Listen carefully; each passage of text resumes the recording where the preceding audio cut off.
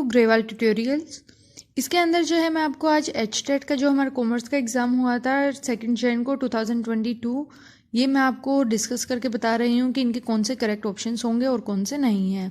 आप जो है अपने सेट के अकॉर्डिंग मैच कर सकते हैं। वैसे ये मैंने जो है सेट बी लिया है और उसी के अकॉर्डिंग जो है मैं आपको सॉल्यूशन बता रही हूँ। सबसे पहला आता है employees are free to join the union or not and those who decline need not pay union dues। इसको हम कहेंगे ओपन शॉप। नेक्स्ट क्वेश्चन है the study of society to learn about human beings and their activities. इसको हम anthropology कहते हैं, जिसके अंदर हमें ह्यूमन की स्टडी करनी होती है, करते हैं मतलब कि। नेक्स्ट क्वेश्चन है an unauthorized and illegal strike that occurs during the terms of an existing contract. इसको हम वाइल्ड कैट कहेंगे। नेक्स्ट क्वेश्चन है हमारे रिटेलर, वो रिटेलर जो कि बाय करता है less than regular wholesale price पे और सेल कर देता है लेस देन रिटेल प्राइस पे, उसको हम कहेंगे off price retailer. Next question हमारा है those need that are satisfied externally such as physiological and safety need. Safety need वगैरह ये जो होती है हमारी फूड शेल्टर क्लोथिंग, ये हमारी लो ऑर्डर नीड्स होती हैं। नेक्स्ट आता है अनसिक्योर्ड शॉर्ट टर्म कॉर्पोरेट डेब्ट that is characterize by single payment at the maturity, उसको हम क्या कहेंगे, कमर्शियल पेपर्स कहेंगे। नेक्स्ट क्वेश्चन है हमारा people shift their spending across food housing clothing transportation वगैरह, इन सब के ऊपर जो पीपल हैं अपने इनकम फैमिली इनकम को रेज करते हैं, उसको ये जो लॉ था ये किसने बताया था, ये जो है एंजल लॉज है। नेक्स्ट क्वेश्चन हमारा है a citizen of one country working in another country, उसको हम क्या कहेंगे, एक्सपेट्रिएट कहेंगे। उसके बाद आता है stocking of product in as many as outlet as possible, यानी कि अपने प्रोडक्ट को स्टॉक में रखना जहाँ तक पॉसिबल हो सके अलग अलग आउटलेट में, उसको हम क्या कहेंगे, intensive distribution. The number of unit produce and sold at which the companies net income is zero. इसने बोला है कि अगर कोई भी प्रोडक्ट होता है हम सेल कर रहे हैं, उससे हमें ना तो प्रॉफिट हो रहा है ना कुछ और हो, मतलब कि इनकम भी नहीं है हमारे पास, तो उसको हम ब्रेक इवन पॉइंट कहेंगे, जहाँ पे क्या सिचुएशन होती है, नो प्रॉफिट और नो लॉस की सिचुएशन रहेगी। फिर है perceived fairness of the amount and allocation of reward among the individual is also known as, इसको हम डिस्ट्रीब्यूटिव जस्टिस कहेंगे। नेक्स्ट क्वेश्चन है हमारा the error of rejecting a true null hypothesis, को हम टाइप 1 एरर कहते हैं इसको। The product cycle stage in which the product sale start climbing quickly, जल्दी जल्दी से बढ़ना शुरू हो जाती है, उसको हम ग्रोथ स्टेज कहेंगे। ग्रोथ स्टेज के अंदर क्या हमारी मैच्योरिटी पे तो मैक्सिमम हो जाएगी, तो इसलिए ग्रोथ की जो स्टेज होती है उसमें जो है जल्दी जल्दी वो है इंक्रीज होती है मैच्योरिटी तक पहुंचने के लिए। उसके बाद हमारा नेक्स्ट क्वेश्चन आता है the ability to apply specialised knowledge और एक्सपर्टाइज इज, उसको हम टेक्निकल स्किल्स कहेंगे। A firm whose future earning are likely to withstand on economic downturn, तो उसको हम डिफेंसिव कंपनी कहते हैं। फिर हमारा नेक्स्ट क्वेश्चन है a financial protection plan for executive in case they are served from the organization, इसको हम गोल्डन पैराशूट कहेंगे। उसके बाद आता है नेक्स्ट क्वेश्चन है हमारा the relationship between the tax rate and the amount of the tax revenue collected. इन सब के ये जो है ये किसने दिया था, इसको हम क्या बोलते हैं, लेफर्ड कर्व बोलते हैं। A situation in which an economic gain by one country result in an economic loss by another, एक ऐसी सिचुएशन होती है जिसके अंदर जो है एक का फायदा होगा तो दूसरे को नुकसान होगा। ये जो है हमारी थ्योरी है जिसको जो कि गुड्स वगैरह के ऊपर गोल्ड के ऊपर बेस्ड ये थ्योरी, तो इसमें जीरो सम गेम जो होता है, यानी कि एक को प्रॉफिट होगा और दूसरे को लॉस होगा ही होगा। ये आगे भी फर्दर अलग अलग टाइप की होती है, पॉजिटिव जीरो सम गेम और नेगेटिव जीरो सम गेम। फिर उसके बाद आता है नेक्स्ट क्वेश्चन है the difference between gross national product and the national income, इसको हम डेप्रिसिएशन जब हम लेस कर देते हैं तो उसके बाद जो भी डिफरेंस होता है, मतलब इसने पूछा था कि ग्रोस और नेट के अंदर क्या डिफरेंस है, तो डेप्रिसिएशन का ही डिफरेंस है। नेक्स्ट क्वेश्चन हमारा आता है the tendency of people to associate to event when in reality there is no connection between them is known as, एक ऐसी टेंडेंसी जिसके अंदर जो है पीपल दो इवेंट को जो है इकट्ठा कर रहे हैं जबकि एक्चुअल में उनका कोई रिलेशन की टेंडेंसी है ही नहीं, तो इसको हम क्या कहेंगे, इल्यूजरी कोरिलेशन। फिर उसके बाद आता है a mistake of paying more attention to a specific product a company offer than to the benefit and experiences product by these product. इसको हम क्या कहेंगे, मार्केट मायोपिया कहेंगे, कि जब जो हमें दिखाया जाता है हम ज़्यादा उसी के ऊपर ध्यान देने स्टार्ट कर देते हैं।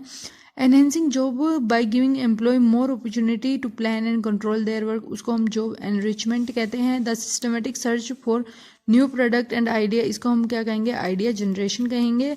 The currency that play role central role, जबकि फॉरेन एक्सचेंज मार्केट में कौन सी करेंसी है जो कि सेंट्रल रोल निभाती है, उसको हम क्या कहते हैं, उसको हम व्हीकल करेंसी कहते हैं। नेक्स्ट क्वेश्चन है हमारा, विच of the following is not a big 5 factor, बड़े जो 5 फैक्टर उनमें से कौन सा ये एक फैक्टर नहीं है, तो इमोशनल स्टेबिलिटी नहीं है। सेंट्रल बैंक कौन सा है इंडिया का, आरबीआई है। नेक्स्ट है हमारा, the Japanese term for an organization commitment to continuous improvement, उसको हम काइजन कहेंगे। जापान में इस चीज़ को हम क्या कहेंगे, काइजन कहेंगे। A business buying situation in which the buyer want to modify the product specification price terms और द सप्लायर्स, ये जो है मॉडिफाइड रीबाय कहेंगे, कि जो कस्टमर है वो उसके अंदर कुछ चेंज करना चाहता है कि उसके अकॉर्डिंग वो परचेज करेगा। Adjusting price continuously to meet the characteristic and the need of the individual customer and the situation, इसको हम डायनामिक प्राइसिंग कहेंगे, कि जो कस्टमर है उसी के अकॉर्डिंग एडजस्टमेंट करें उसकी। फिर हमारा नेक्स्ट क्वेश्चन है, a trend in which the dependent variable change at the constant rate with time, तो इसको लीनियर ट्रेंड कहते हैं हम। The step in the selling process in which the salesperson identify qualified potential customer, इसको हम prospecting कहेंगे। The firm that serves small segment that the other firm in an industry overlook और ignore, तो इसमें जो है हमारा option या तो मार्केट नीचर होगा या फिर मार्केट लीडर होगा, वो अभी बोर्ड के रिजल्ट के ऊपर डिपेंड करेगा कि इन दोनों में से कौन सा ऑप्शन उन्होंने करेक्ट मानना है। Limited has issues 2000 equity shares of ₹100 each at fully paid के ऊपर इन्होंने इशू किया था। The company earn the profit 20,000 का प्रॉफिट हुआ है आफ्टर टैक्स से ये profit.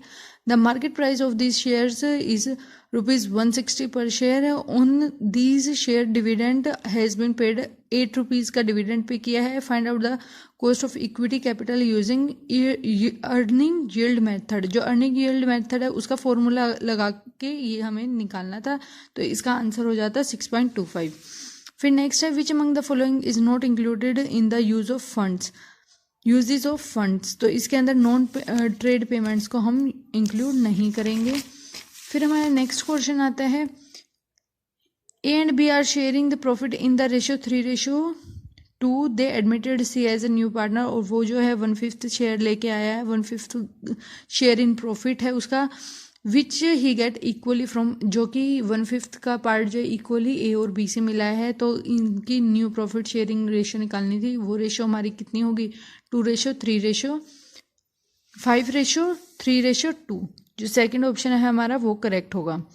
Calculate harmonic mean from the following data, इसमें से हार्मोनिक मीन निकालना था, तो इसका ऑप्शन जो है हमारा 15.58 होगा। फिर हमारे नेक्स्ट क्वेश्चन आता है, X a minor representing that he is a major introduce Y to enter into a contract X is, तो इसमें हमें इस केस के अंदर जो एक्स माइनर है वो अपने आप को क्या है, मेजर बता रहा है, और ना ही वाई उसके ऊपर ध्यान दे रहा है। तो इसके अंदर एक्स का पूछा था कि वो लाइबल होगा या नहीं होगा, तो वो लाइबल नहीं होगा, not liable to on the contract. A budget is an estimate of future need arranged according to an orderly basis covering some or all of the activity of an enterprise for a definite period of time. Who has given this definition? तो ये जो definition है George T टेरी ने दी थी। अब next question है, the PV ratio of a firm is 50% and the margin of safety दे रखा है इसके अंदर 40%। You are required to work out break even point जो है हमारा वो निकालना है, and net profit if the sale volume is 5 lakh. अगर सेल वॉल्यूम हमारी 5 लाख होगी तो उसके अकॉर्डिंग हमें ब्रेक इवन पॉइंट और नेट प्रॉफिट निकालना था, तो इजीली फॉर्मूला पुट करना था और आसानी से इसका आंसर हमारा निकल जाता, जो कि है 3 लाख एंड 1 लाख। उसके बाद आता है the maximum share application money can be, तो फुल इशूड प्राइस तक जो है हमारा maximum share application of money हम उसको कह सकते हैं, जितने का हमें मैक्सिमम हमारे शेयर इशू किए हैं, मतलब कि 100 रुपये के किए हैं, तो उसके लिए जो है फुल इशू प्राइस क्या होगा, 100 रुपये हो जाएगा। The association clause of a public company has to be signed by, कितने परसेंट साइन करेंगे उसको, 7% साइन करेंगे। उसके बाद है in how many ways can 12 cup be put in 3 trays in equal number, 12 cup हैं, कितनी तरीके से हम उनको 3 ट्रे के अंदर इक्वल नंबर में पुट कर पाएंगे, तो वो है 5775, ये इसका करेक्ट ऑप्शन होगा। At the time of retirement of a bill the accepted debits, bill payment account को हम जो है डेबिट कर देते हैं। The third stage of the group developed characterized by close relationship and cohesiveness is known as, इसको हम norming stage कहते हैं। फिर हमारा नेक्स्ट है in a multiple choice quiz each question has 5 alternative out of them only one answer is correct. What is the probability of the 6 correct answers out of 10 question, 10 में से 6 जो question होंगे correct होंगे, उनकी कितनी probability है, तो इसका ऑप्शन जो है थर्ड हमारा करेक्ट होगा 0.0055। द FSND का जो क्लासिफिकेशन करते हैं, तो इसमें F का क्या होगा, फास्ट, फुल फॉर्म पूछी थी कि F स्टैंड फॉर फास्ट। फिर हमारा आता है which one of the following is a quantitative technique of decision making, तो इसका आएगा decision tree. Which among the following is long term solvency ratio, तो प्रोप्राइटरी रेशियो है हमारी। Which one of the following is not an assumption of monopoly market, monopoly market के assumption जो कि नहीं है, नोट पूछा था तो हमें देखना था मोनोपोली क्या होता है, जिसमें एक सेलर होगा, होमोजीनियस प्रोडक्ट होता है, उसका कोई क्लोज सब्स्टिट्यूट नहीं होता, प्योर कंपटीशन होता है उसके अंदर in the factor market, so that the price of each input he buys is given to him. उसके बाद जो फोर्थ ऑप्शन दिया गया था the product produce by one firm is close substitute for the other firm, ऐसा नहीं होता क्योंकि मोनोपोली का मतलब ही क्या था, जहाँ पर एक ही सेलर हो तो उसका क्लोज सब्स्टिट्यूट नहीं होगा। How many arrangement can be formed with the letter of the word Gangpur, ये जो वर्ड दिया था इसके अंदर कितनी बार हम जो है फॉर्मेशन कर सकते हैं, तो ये आ गया हमारा 10,080। उसके बाद आता है the central consumer protection counselling जो है हेल्ड कौन करेगा, हेड मतलब कि, तो इसके अंदर जो हमारा कोपरा एक्ट था उसके अकॉर्डिंग ये क्वेश्चन पूछा गया था, तो the minister in charge of the consumer affair in the central government, ये जो है हेड जो है बनेगा वहाँ पे। A promise to pay by the accepting party at some future date, promise कर देना कि हम जो है आगे आपको पैसे देंगे, तो वो क्या होगा, हमारा प्रोमिसरी नोट होगा, वो उसके ऊपर एक स्लिप होती है, उस पर हम लिख कर देते हैं कि हम आगे फ्यूचर को इस डेट को आपको पेमेंट करेंगे। फिर हमारा नेक्स्ट क्वेश्चन आता है a process of correcting error using the past routine and present policy, तो इसको हम डबल लूपिंग लर्निंग कहेंगे। नेक्स्ट क्वेश्चन हमारा आता है which of the following error will cause the trial balance to be out of order, out of order यानी कि ये सारे के सारे अगर इनमें से एक भी चीज़ गलत होती है तो हमारा जो है ट्रायल बैलेंस जो है आउट ऑफ ऑर्डर हो जाएगा, तो ऑप्शन जो है इसका 4 करेक्ट था, ऑल ऑफ द 3।